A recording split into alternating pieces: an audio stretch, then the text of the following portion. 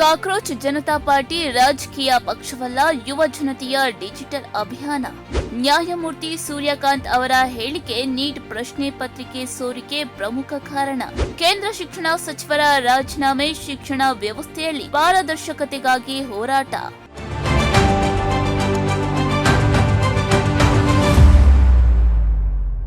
ಸಾಮಾಜಿಕ ಜಾಲತಾಣಗಳಲ್ಲಿ ವ್ಯಂಗ್ಯಾತ್ಮಕ ಅಭಿಯಾನವಾಗಿ ಆರಂಭವಾದ ಕಾಕ್ರೋಚ್ ಜನತಾ ಪಾರ್ಟಿ ಇಂದು ದೇಶಾದ್ಯಂತ ಸಾವಿರಾರು ವಿದ್ಯಾರ್ಥಿಗಳ ಧ್ವನಿಯಾಗಿ ಹೊರಹೊಮ್ಮಿದೆ.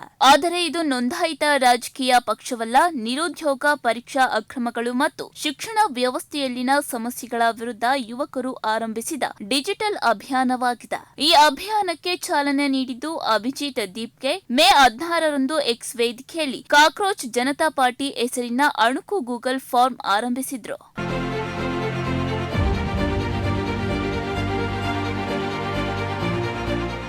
ಮೇ 3ರಂದು ನಡೆಸಲಾಗಿದ್ದ ರಾಷ್ಟ್ರೀಯ ಅರ್ಹತಾ ಪ್ರವೇಶ ಪರೀಕ್ಷೆ ಪ್ರಮುಖ ಪ್ರಶ್ನೆ ಪತ್ರಿಕೆ ಸೋರಿಕೆಯ ನಂತರ ರದ್ದುಗೊಂಡಿತು. ನೀಟ್ ಯುಜಿ ಪರೀಕ್ಷೆಯ ಪ್ರಶ್ನೆ ಪತ್ರಿಕೆ ಸೋರಿಕೆ ಆರೋಪ ದೇಶಾದ್ಯಂತ ಆಕ್ರೋಶಕ್ಕೆ ಕಾರಣವಾಯಿತು. ಜೂನ್ 21ರಂದು ದೆಹಲಿಯ ಜಂತರ್ ಮಂತರ್ನಲ್ಲಿ ಸಿಜೆಪಿ ನೇತೃತ್ವದಲ್ಲಿ ಅನಿರ್ದಿಷ್ಟಾವಧಿ ಧರಣಿಯ ಮೂಲಕ ಈ ಹೋರಾಟ ಆರಂಭವಾಯಿತು. ಕೇಂದ್ರ ಶಿಕ್ಷಣ ಸಚಿವರಾದ ಧರ್ಮೇಂದ್ರ ಪ್ರಧಾನ್ ರವರ ರಾಜೀನಾಮೆ ಪ್ರಕರಣದ ಸಮಗ್ರ ತನಿಖೆ ಮತ್ತು ಶಿಕ್ಷಣ ವ್ಯವಸ್ಥೆಯಲ್ಲಿ ಪಾರದರ್ಶಕತೆ ತರಬೇಕೆಂಬುದು ಹೋರಾಟಗಾರರ ಪ್ರಮುಖ ಆಗ್ರಹವಾಗಿದೆ.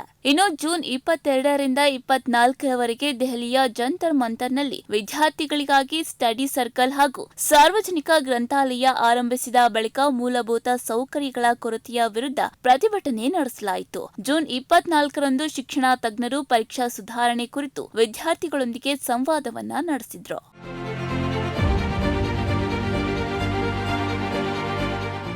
ಜೂನ್ 26ರಿಂದ ಪ್ರಧಾನ್ ಗೋ ಬ್ಯಾಕ್ ಅಭಿಯಾನ ದೇಶಾದ್ಯಂತ ಆರಂಭವಾಯಿತು. ಹೈದರಾಬಾದ್, ಬೆಂಗಳೂರು ಸೇರಿದಂತೆ ಹಲವು ನಗರಗಳಲ್ಲಿ ರ್ಯಾಲಿಗಳು ಮತ್ತು ಧರಣಿಗಳು ನಡೆದವು. ಜೂನ್ ಅಂತ್ಯದಿಂದ ಪರಿಸರ ಹೋರಾಟಗಾರ ಸೋನಂ ವಾಂಗ್ಚುಕ್ ಕೂಡ ಈ ಹೋರಾಟಕ್ಕೆ ಬೆಂಬಲ ಸೂಚಿಸಿ ಉಪವಾಸ ಸತ್ಯಾಗ್ರಹ ಆರಂಭ ಮಾಡಿದ್ರು. ಅವರ ಉಪವಾಸ ಸತ್ಯಾಗ್ರಹವು ತೀವ್ರ ಸ್ವರೂಪ ಪಡೆದುಕೊಂಡಿದ್ದು, ಆರೋಗ್ಯ ಹದಗೆಡ್ತಾ ಇದ್ರೂ ಕೂಡ ನ್ಯಾಯಕ್ಕಾಗಿ ತಮ್ಮ ಹೋರಾಟವನ್ನ ಮುಂದುವರಿಸುವುದಾಗಿ ಹೇಳಿದ್ದಾರೆ. ಕೇಂದ್ರ ಶಿಕ್ಷಣ ಸಚಿವರ ರಾಜೀನಾಮೆ ಹಾಗೂ ಶಿಕ್ಷಣ ವ್ಯವಸ್ಥೆಯಲ್ಲಿ ಅಗತ್ಯ ಸುಧಾರಣೆ ಜಾರಿಯಾಗುವವರೆಗೂ ಹೋರಾಟ ಮುಂದುವರಿಯಲಿದೆ ಎಂದು ಸಿಜೆಪಿ ಹೋರಾಟಗಾರರು ಘೋಷಣೆಯನ್ನ ಮಾಡಿದ್ದಾರೆ. ಒಟ್ಟಾರೆಯಾಗಿ ವ್ಯಂಗ್ಯವಾಗಿ ಆರಂಭವಾದ ಕಾಕ್ರೋಚ್ ಜನತಾ ಪಾರ್ಟಿ ಶಿಕ್ಷಣ ವ್ಯವಸ್ಥೆಯಲ್ಲಿ ಪಾರದರ್ಶಕತೆಗಾಗಿ ಧ್ವನಿ ಎತ್ತುತ್ತಿರುವ ವಿದ್ಯಾರ್ಥಿ ಚಳುವಳಿಯಾಗಿ ಗುರುತಿಸಿಕೊಂಡಿದೆ.